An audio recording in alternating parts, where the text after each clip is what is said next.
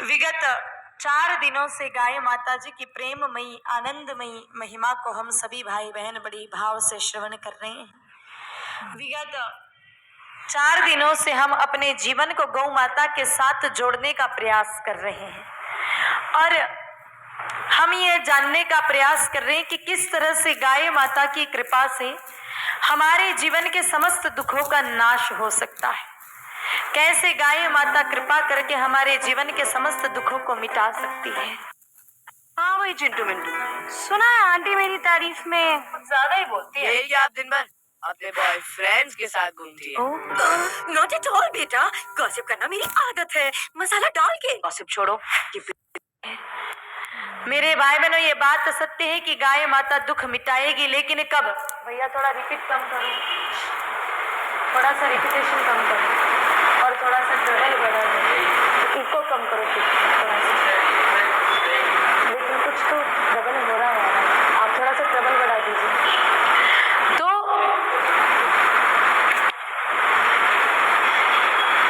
गाय माता निश्चित है कि दुख हमारे मिटाती है, लेकिन कब?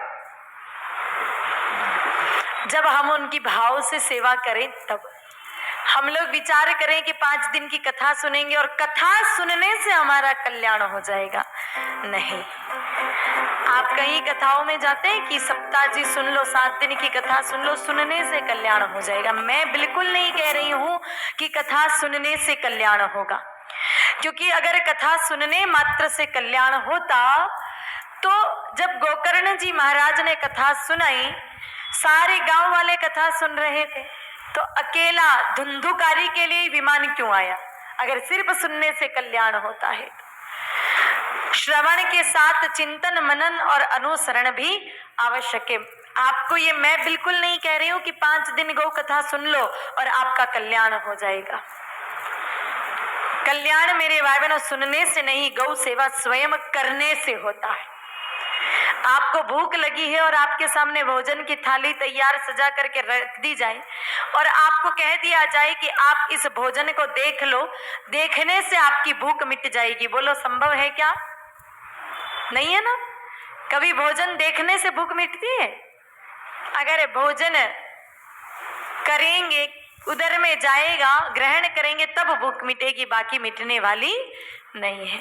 तो उसी तरह गौ कथा सिर्फ सुनने से कुछ नहीं होगा।